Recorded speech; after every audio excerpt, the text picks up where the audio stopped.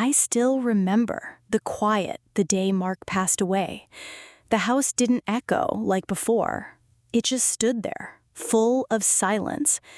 My husband had always been loud, loud with his love, loud with his anger, loud with his presence. And when the doctors called it, when the monitor flatlined, and I stood by the hospital bed, clutching his cold hand, I didn't cry. Not yet. Not even at the funeral.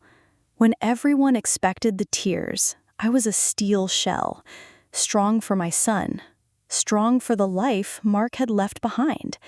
And maybe I believed if I didn't cry, he wouldn't feel truly gone.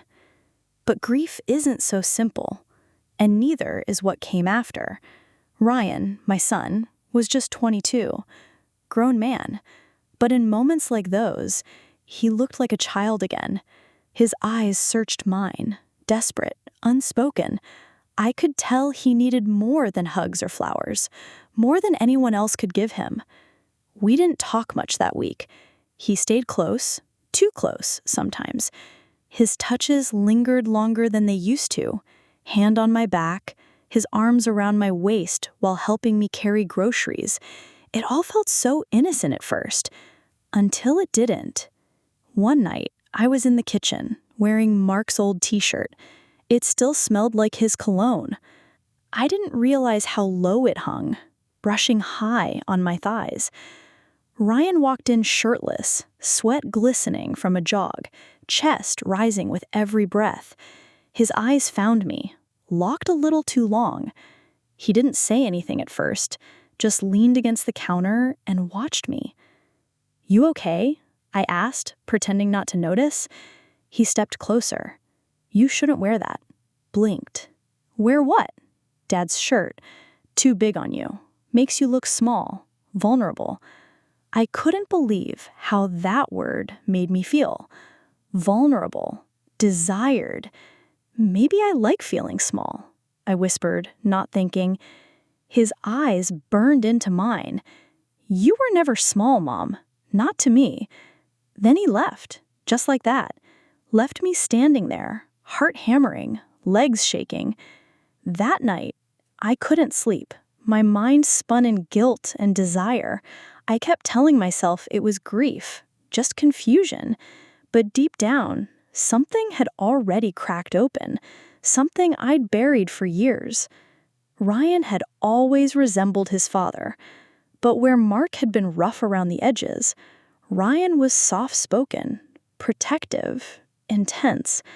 That night, I dreamt of him, and it wasn't motherly. It wasn't right, but it felt too real.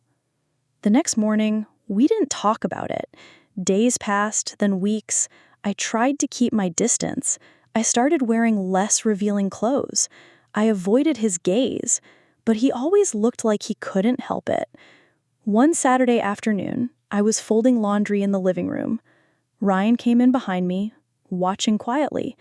He picked up a pair of my silk panties, held them in his hand for a second too long. "You used to wear these when Dad was alive." My breath caught. Yes. He walked around the couch slowly, his voice low. "You haven't been with anyone since, have you?" I shook my head, heart pounding. "Of course not." He nodded, eyes unreadable. "Then can I ask you something?" I didn't speak. He stepped close, so close I could smell the soap on his skin. "If I wasn't your son, if we'd met somewhere else, would you have looked at me the same way?" I turned away, whispering, "Don't say that." He didn't stop. "Because I dream about you every night, and I'm not sorry." I spun to face him.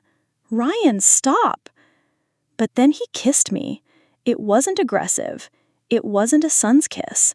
It was soft, trembling, full of pain and longing. He pulled away immediately, regret on his face. "I'm sorry. I just need you. Not just as a mom. I need all of you." I slapped him.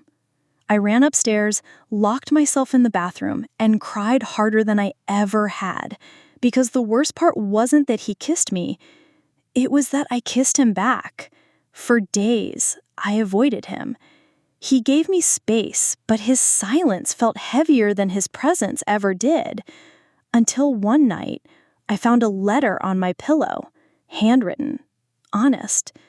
"You've given me everything, my whole life, but I lost the man who taught me how to be one.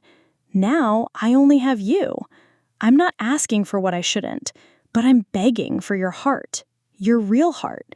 If there's a part of you that feels the same, I'll wait." I held that note to my chest and cried until dawn. I couldn't fight it anymore. The next morning, I walked into his room. He was shirtless again, asleep, tangled in sheets. I stood at his doorway like I used to when he was a child. Then I crossed the room. I sat beside him, brushed his hair back. He woke slowly, blinking at me. "Mom?" I nodded. "I'm tired of pretending." His hand found mine. I whispered, "You asked for everything. You already had it. I just didn't know it yet." That summer was the hottest one on record, and not because of the weather. Every stolen touch, every hidden kiss. It was dangerous, reckless, but it felt like the only truth left in my broken world. We cooked together, danced barefoot in the kitchen. He traced my stretch marks with his lips like they were sacred.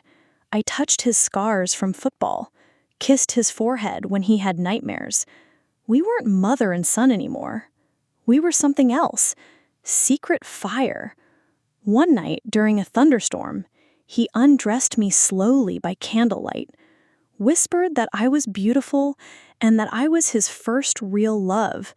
I cried in his arms as he made love to me, soft and slow, treating me like no man had, not even his father. That moment changed everything. We decided to move away. A small house by a lake where no one knew our names. We told people I was his older girlfriend. No one questioned it. No one dared. Some might say we lost our way, but I say we found it. Because sometimes love isn't where it's supposed to be. Sometimes it's where it's needed most, in the quiet spaces, in grief, in healing, in letting go of rules that never knew your story. My name is Sarah. I'm 39 years old. And yes, my son asked me for everything. And yes, finally, I gave it to him. Because in this world full of pain, shame, and judgment, I chose love. Even if no one else could understand it. Even if I wasn't ready.